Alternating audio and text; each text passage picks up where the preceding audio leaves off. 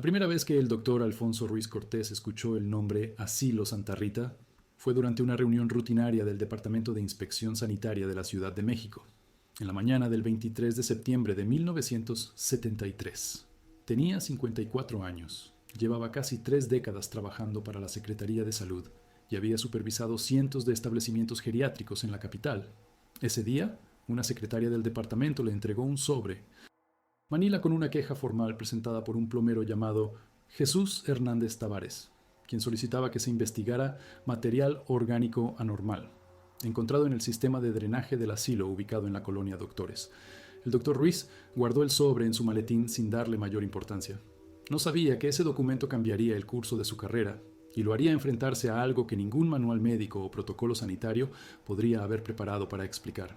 El asilo Santa Rita ocupaba un edificio de 3 pisos en la calle Doctor Liceaga, a 5 cuadras del Hospital General. Había sido inaugurado en 1958 por la Fundación Benéfica San Vicente de Paul, una organización católica que administraba varios refugios para indigentes en la ciudad. La estructura era de concreto reforzado, con fachada de cantera gris y ventanas estrechas protegidas con barrotes. En su interior podían alojarse hasta 90 personas en habitaciones compartidas de 6 camas cada una. La mayoría de los residentes eran hombres mayores de 60 años, aunque también había algunas mujeres ancianas. Muchos habían sido recolectados de las calles del centro histórico por trabajadores sociales. Otros habían sido llevados por familiares que no podían mantenerlos durante la crisis económica que azotaba al país desde finales de los años 60. El doctor Ruiz llegó al asilo 3 días después, a las 9 de la mañana, acompañado por su asistente técnico, el joven Roberto Sandoval. El portón principal estaba entreabierto y no había nadie en la recepción. El olor fue lo primero que notó, una mezcla de desinfectante industrial, humedad y algo más profundo que no supo identificar de inmediato. Las paredes del vestíbulo estaban pintadas de verde hospital descascarado y el piso de mosaico mostraba grietas y manchas oscuras imposibles de limpiar. En el registro de visitantes anotó su nombre y la hora. La letra temblorosa de los registros anteriores mostraba que las últimas visitas oficiales habían sido en 1971, más de 2 años atrás. La enfermera jefe, Guadalupe Sánchez, apareció 10 minutos después. Una mujer robusta de unos 65 años, con uniforme blanco almidonado y cofía tradicional. Les explicó que el asilo albergaba en ese momento a 78 ancianos, todos en condiciones de salud delicadas. El doctor Ruiz preguntó por el plomero, y la enfermera Sánchez se encogió de hombros con indiferencia, comentando que esos obreros siempre exageran cualquier cosa para cobrar más. Sin embargo, accedió a mostrarles el sótano donde se habían realizado las reparaciones. Mientras bajaban por una escalera estrecha de concreto, el doctor notó que la temperatura descendía bruscamente y que el olor a químicos se intensificaba con cada escalón. El sótano era un espacio rectangular de aproximadamente 200 metros cuadrados, con techo bajo sostenido por columnas de concreto. Había cajas apiladas con ropa vieja, colchones desechados y mobiliario roto. Pero lo que llamó la atención del doctor Ruiz fueron 3 grandes tinas de metal industrial, cada una de casi 2 metros de diámetro, ubicadas en el extremo más alejado de la escalera. Las tinas estaban vacías, pero mostraban manchas amarillentas en el fondo y las paredes interiores. Cerca de ellas había varios bidones de plástico, algunos vacíos y otros conteniendo líquidos transparentes. El joven Sandoval se acercó a uno de los bidones y leyó la etiqueta: hidróxido de sodio al 98% de pureza. Era sosa cáustica industrial, una sustancia extremadamente corrosiva utilizada normalmente en procesos químicos y limpieza de desagües. Cuando el doctor preguntó a la enfermera Sánchez sobre el propósito de aquellas tinas y los químicos, ella explicó con tono monótono que el enfermero técnico Ramón Castillo Medina las utilizaba para procedimientos de esterilización de ropa de cama y utensilios médicos. Sin embargo, esa explicación no tenía sentido. El hidróxido de sodio a esa concentración era demasiado peligroso para un simple lavado de ropa, y las tinas eran excesivamente grandes. El doctor Ruiz tomó muestras del líquido residual que quedaba en el fondo de una de las tinas y raspó algunas de las manchas amarillentas con una espátula estéril. También tomó fotografías con su cámara Kodak.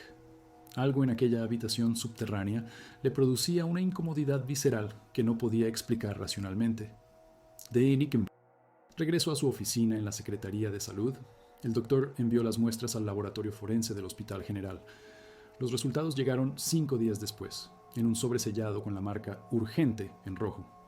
El químico responsable del análisis era el doctor Ernesto Villalobos, un hombre meticuloso de 62 años con quien Ruiz había trabajado en múltiples investigaciones. Villalobos le pidió que cerrara la puerta de su oficina antes de hablar. Lo que había encontrado en las muestras era, según sus propias palabras, bioquímicamente imposible de explicar con procedimientos médicos normales.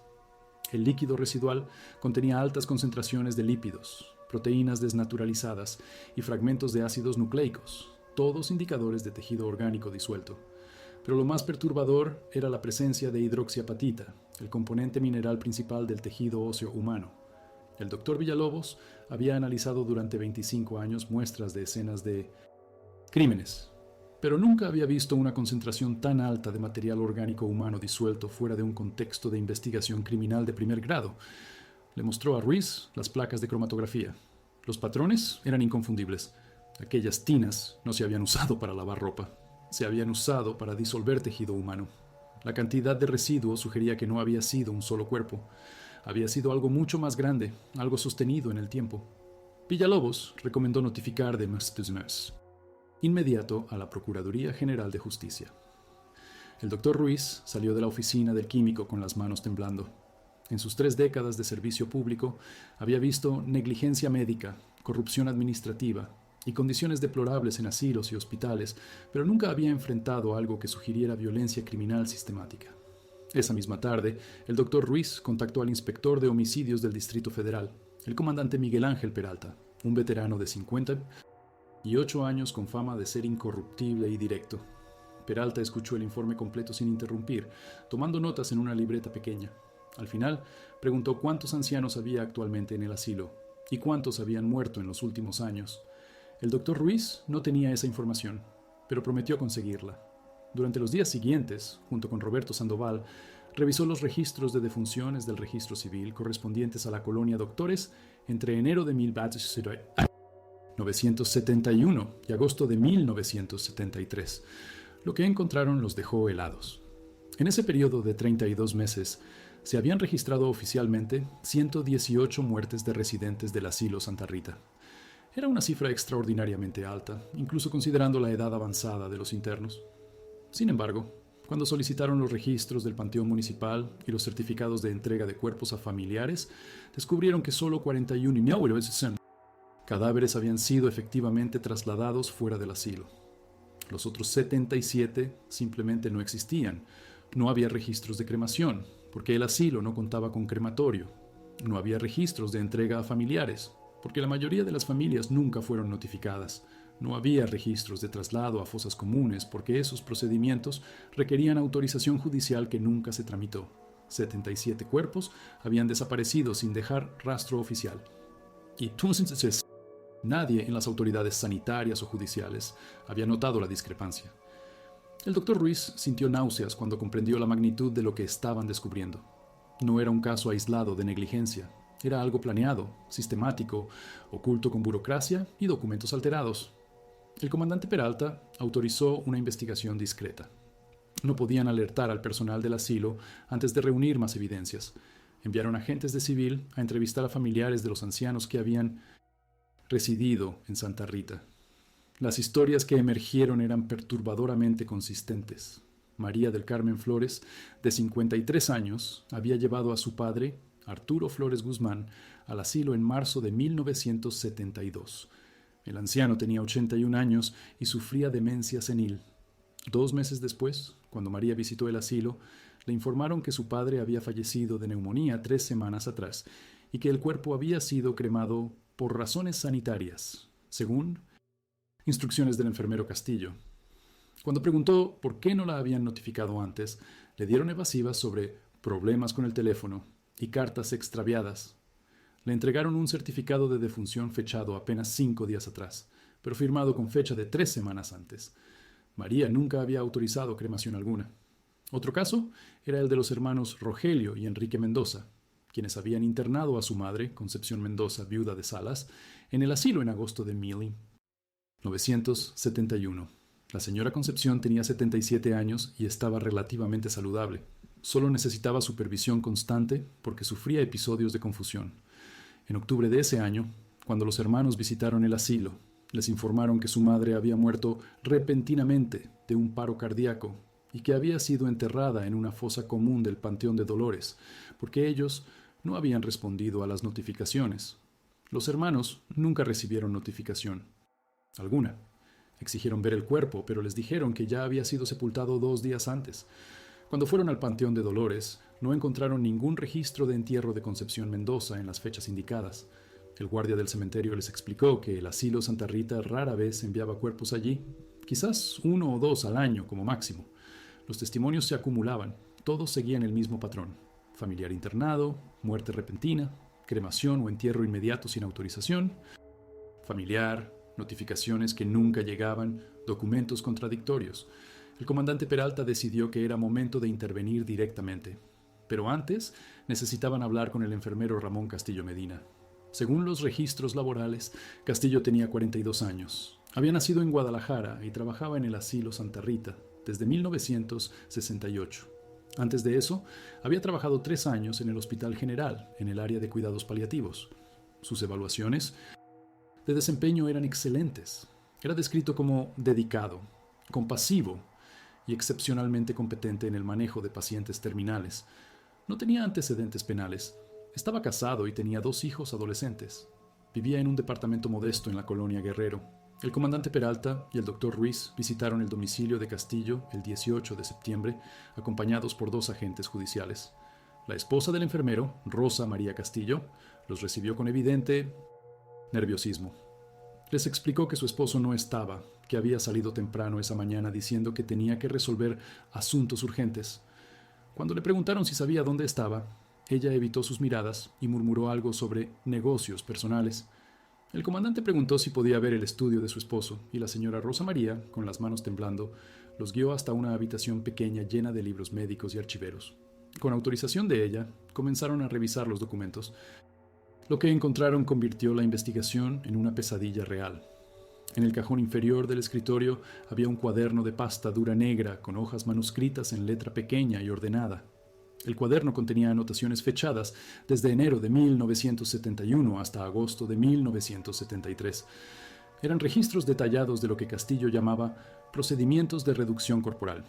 Cada entrada incluía el nombre del fallecido, la fecha de muerte, el peso aproximado del cuerpo, la concentración de hidróxido de sodio utilizada, la temperatura del líquido, el tiempo de disolución y observaciones sobre la efectividad del proceso.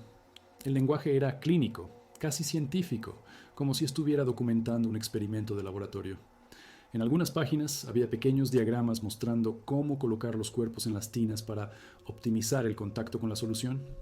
En otras había cálculos químicos sobre proporciones ideales de sosa cáustica. Había 79 entradas en total, 79 personas. El comandante Peralta cerró el cuaderno y lo guardó en una bolsa de evidencia con manos que apenas podía mantener firmes. Le preguntó a Rosa María si sabía qué era eso. Ella comenzó a llorar sin control, repitiendo que no sabía nada, que su esposo le había dicho que eran registros médicos rutinarios, que ella nunca había leído el contenido. Le preguntaron si sabía dónde estaba Ramón en ese momento. Entre sollozos, admitió que la noche anterior él había empacado una maleta pequeña y había mencionado algo sobre visitar a un primo en Monterrey. El comandante envió de inmediato una orden de aprehensión a todas las estaciones de policía del país, con descripción física detallada y fotografía de Castillo. Pero ya era demasiado tarde. El enfermero había desaparecido. La mañana del 21 de septiembre, el comandante Peralta, el doctor Ruiz y un equipo de 8 agentes judiciales, 4 técnicos forenses y 2 fotógrafos oficiales ingresaron al asilo Santa Rita con una orden de cateo firmada por un juez federal. La enfermera Guadalupe Sánchez intentó oponerse, argumentando que el allanamiento alteraría a los ancianos, pero fue detenida preventivamente por obstrucción a la justicia. Los residentes fueron evacuados temporalmente a un albergue cercano. El edificio fue sellado. Las tinas del sótano fueron fotografiadas desde todos los ángulos. Los bidones de químicos fueron inventariados y confiscados. El sistema de drenaje fue inspeccionado metro por metro. En las tuberías principales, los técnicos encontraron acumulación de material orgánico calcificado que bloqueaba parcialmente el flujo del agua. Las muestras fueron enviadas al laboratorio forense. El doctor Villalobos trabajó durante 3 días analizando los residuos. Su informe final confirmó lo que todos temían. El material era una mezcla de tejido adiposo humano saponificado, fragmentos óseos parcialmente disueltos, cabello humano y altas concentraciones de calcio y fósforo compatibles con huesos humanos sometidos a soluciones cáusticas prolongadas. Las cantidades eran masivas. No había forma de determinar exactamente cuántos cuerpos habían sido procesados allí, pero basándose en los volúmenes residuales y los patrones de acumulación, Villalobos estimó que posiblemente más de 80 individuos habían sido disueltos en aquel sótano durante los últimos 3 años. La habitación subterránea no era simplemente un almacén. Era un matadero químico. Los investigadores también encontraron documentos contables en la oficina de la enfermera Sánchez que revelaban una estafa financiera paralela. Castillo había estado aceptando nuevos internos pagantes mientras los espacios estaban teóricamente ocupados por ancianos que ya habían muerto, pero cuyos decesos no se reportaban oficialmente. Cobraba las cuotas de ingreso, embolsaba las pensiones gubernamentales de los fallecidos y vendía las camas otra vez. En algunos casos, había cobrado por la misma cama hasta 4 veces en un periodo de 18 meses. Los ingresos no declarados superaban los 150,000 pesos de aquella época. Una fortuna considerable. La enfermera Sánchez, confrontada con las evidencias, terminó confesando que sabía que Castillo se deshacía de algunos cuerpos de forma irregular, pero que ella pensaba que simplemente los enterraba en terrenos baldíos para evitar trámites burocráticos. Nunca imaginó, según sus declaraciones, que los estaba disolviendo químicamente en el sótano. Durante el interrogatorio en las oficinas de la Procuraduría, la enfermera reveló detalles adicionales que helaron la sangre de los presentes. Castillo trabajaba principalmente en turnos nocturnos. Entre la medianoche y las 5 de la mañana, cuando todos los residentes estaban dormidos y el personal se reducía a un solo vigilante nocturno, el enfermero bajaba al sótano con los cuerpos. Utilizaba una camilla de ruedas para transportarlos. Llenaba las tinas con agua caliente y agregaba el hidróxido de sodio lentamente, mientras revolvía con una vara larga de metal. El proceso completo de disolución podía tomar entre 12 y 18 horas, dependiendo del peso del cadáver. Una vez terminado, Castillo dejaba drenar el líquido resultante por el sistema de alcantarillado del asilo, que conectaba directamente con la red municipal sin pasar por ninguna planta de tratamiento. Los restos óseos, que no se disolvían completamente, los trituraba con un martillo y los mezclaba con los desechos del asilo. El portero nocturno, Esteban Morales, de 59 años, confirmó haber visto en múltiples ocasiones a Castillo transportando los bidones de químicos y entrando al sótano a altas horas de la noche. También recordaba el olor penetrante, como cloro mezclado con algo podrido, que inundaba el edificio durante esas madrugadas, pero nunca había sospechado nada criminal. Pensaba que Castillo realizaba algún tipo de limpieza profunda o mantenimiento químico de las instalaciones. Morales admitió que en un par de ocasiones había visto a Castillo salir del sótano con el uniforme salpicado de líquido amarillento y vapor saliendo de sus guantes de goma. Pero cuando le preguntó qué hacía, el enfermero simplemente respondió que estaba tratando problemas de moho en las paredes con productos especiales. La investigación se expandió hacia atrás en el tiempo. Los registros del asilo se revisaron desde su fundación en 1958. Castillo había comenzado a trabajar allí en octubre de 1968. Sin embargo, las inconsistencias en los registros de defunciones versus entregas de cuerpos empezaban a aparecer solo desde enero de 1971, casi 3 años después de su ingreso. Algo había cambiado en su comportamiento en ese periodo. Los investigadores entrevistaron a antiguos compañeros del enfermero en el Hospital General. Uno de ellos, el doctor Samuel Gutiérrez Ponce, recordaba que Castillo había sido sancionado en 1967 por administrar dosis extra de morfina a pacientes terminales sin autorización médica. Castillo argumentó que solo buscaba aliviar el sufrimiento innecesario, pero fue trasladado del área de cuidados intensivos como medida preventiva. Ese incidente nunca apareció en su expediente laboral oficial. El historiador médico Roberto Hinojosa, de 71 años, consultado por el doctor Ruiz para entender posibles precedentes, reveló información perturbadora. Durante su investigación para un libro sobre la historia de los asilos en México, había encontrado referencias a casos similares en el siglo XIX. En 1892, un asilo para indigentes en Guadalajara había sido cerrado después de que se descubriera que el encargado había estado deshaciendo cuerpos con cal viva en pozos cavados en el patio trasero. En 1938, un geriátrico en Puebla fue investigado por desapariciones inexplicables, pero el caso se cerró sin resolución debido a falta de evidencias concluyentes. Hinojosa explicó que las instituciones que atendían a poblaciones marginales, especialmente ancianos sin familia, operaban históricamente en zonas grises de supervisión, donde la corrupción y la negligencia podían prosperar sin control durante años. El comandante Peralta organizó una búsqueda exhaustiva de Ramón Castillo Medina. Su fotografía fue distribuida en Minzaredinaz, estaciones de autobuses, aeropuertos y cruces fronterizos. El 25 de septiembre, un conductor de autobús que cubría la ruta Ciudad de México-Nuevo Laredo reportó haber visto a un hombre que coincidía con la descripción de Castillo abordando su unidad en la central de autobuses del norte el 19 de septiembre, 2 días antes del allanamiento del asilo. El pasajero había comprado un boleto hasta Monterrey pagando en efectivo. Desde ahí se perdía su rastro. Castillo nunca llegó a la casa de ningún primo en Monterrey. De hecho, no tenía ningún primo registrado en esa ciudad. Los investigadores concluyeron que probablemente había cruzado la frontera hacia Estados Unidos usando documentación falsa o simplemente evadiendo los controles migratorios en algún punto alejado de las garitas oficiales. Los medios de comunicación comenzaron a publicar la historia a finales de septiembre. Los titulares eran sensacionalistas. El disolvedor de ancianos, horror en el asilo Santa Rita, más de 80 víctimas en casa de reposo. Las protestas de familiares de las víctimas se organizaron frente a las oficinas de la Secretaría de Salud y la Procuraduría.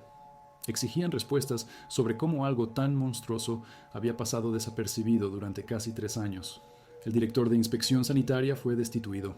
La Fundación Benéfica San Vicente de Paul emitió un comunicado expresando profunda consternación y negando cualquier conocimiento de las actividades criminales de Castillo.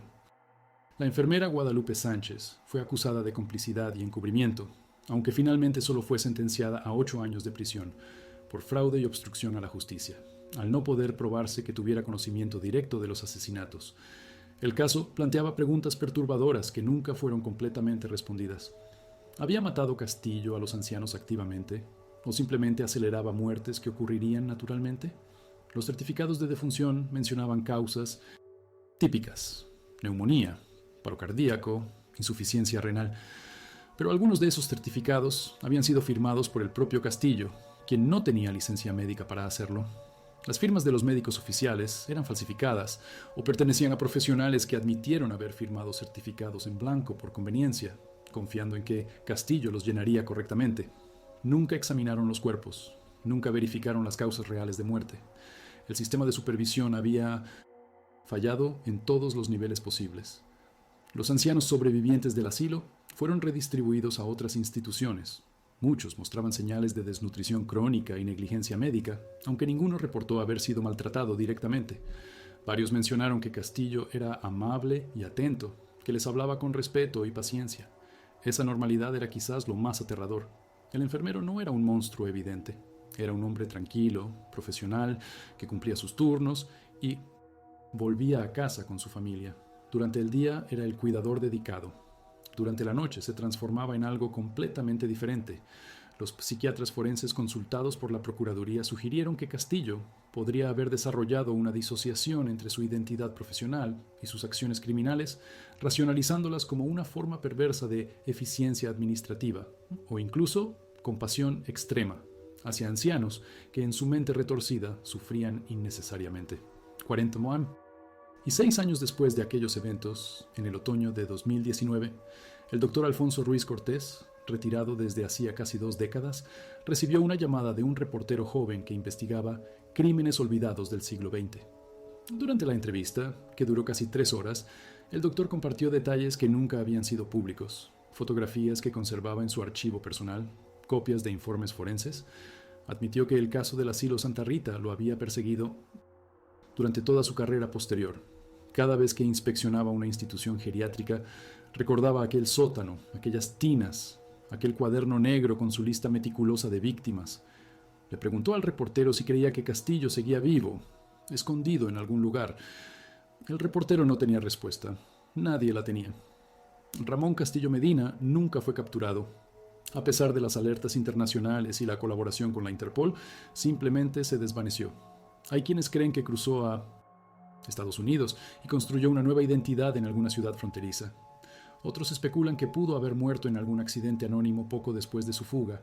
Lo único cierto es que en 1973, un hombre de 42 años con conocimientos médicos y una habilidad aterradora para manipular sistemas burocráticos, desapareció sin dejar rastro, llevándose consigo secretos que quizás nunca se conocerán completamente. ¿Cuántos ancianos murieron realmente a sus manos? ¿Cuántos fueron asesinados deliberadamente? ¿Y cuántos simplemente fallecieron naturalmente, pero fueron deshonrados al ser disueltos como desperdicios? Permanece incierto. El número oficial de 79 víctimas registradas en su cuaderno probablemente subestima la realidad. El edificio del Asilo Santa Rita fue clausurado permanentemente en octubre de 1973. Durante años estuvo abandonado, con las ventanas tapiadas y cadenas en las puertas.